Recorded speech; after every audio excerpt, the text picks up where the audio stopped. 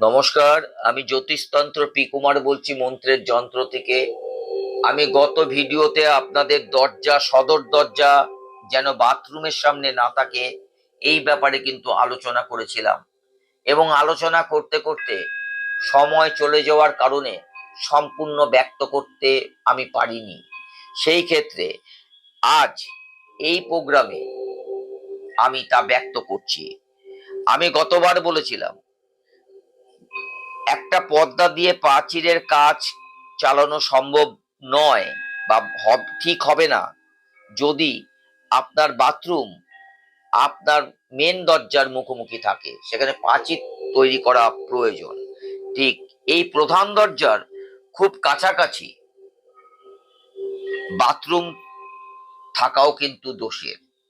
আপনি যদি মনে করেন আপনার প্রধান দরজার খুব কাছাকাছি বাথরুম থাকবে, এটা কিন্তু ঠিক নয়।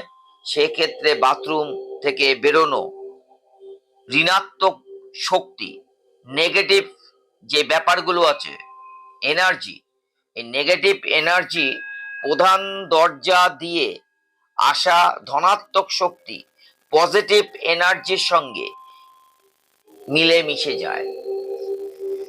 তাই এই ব্যাপারে সতর্ক থাকা উচিত। এই দোষ দূর করা একমাত্র উপায় বাথরুমের দরজার প্রধান দরজা কাছ থেকে সরিয়ে অন্যদিকে আপনি নিয়ে যান। তাতে কিন্তু ভীষণভাবে আপনি উপকার পাবেন। আমি আজ দ্বিতীয় পর্যায়ে যে কথাটা আলোচনা করছি সেটা হচ্ছে বাড়ির প্রধান দরজায় কোনো অবরোধ যেন না থাকে। ফেংশুই মতে বাড়ির প্রধান দরজায় একটা গুরুত্বপূর্ণ বৈশিষ্ট্য আছে এবং তা উপযুক্ত স্থানে হওয়া উচিত। বাড়ির সদর দরজা, যার ভেতর দিয়ে সমস্ত রকম ভালো ধনাত্মক শক্তি, গুড পজিটিভ এনার্জি এবং সৌভাগ্য বাড়িতে প্রবেশ করে। সদর দরজার ভিতরে বা বাইরে কোনো রকম অবরোধ বা প্রতিবন্ধকতা থাকবে না। প্রধান দরজার সামনে কোনো রকম বাধা সৌভাগ্যকে দুর্ভাগ্য পরিণত করে, বারবার বলছি, প্রধান দরজার সামনে কোনো রকম বাধা সৌভাগ্যকে দুর্ভাগ্যে পরিণত করে।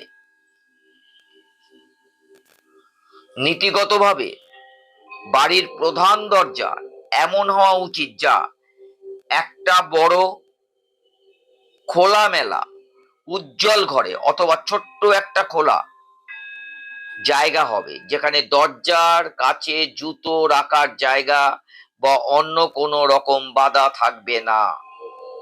কোনো অকেজো জিনিস সদর দরজার কাছে ছড়িয়ে ছিটিয়ে থাকা উচিত হবে না।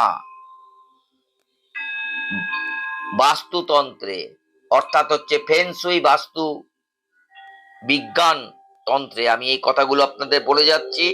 আপনার বাড়ির প্রধান দরজার সামনে আর এক ধরনের বাধা থাকতে পারে, তা হলো দরজার সামনে একটা থাম। এটা খুব খারাপ ধরনের ত্রুটি এবং তক্ষুনি দরজাকে অন্য স্থানে সরিয়ে নেবার ব্যবস্থা করে এই দোষের সংশোধন করবেন। আমি আপনাদের ফেংশুই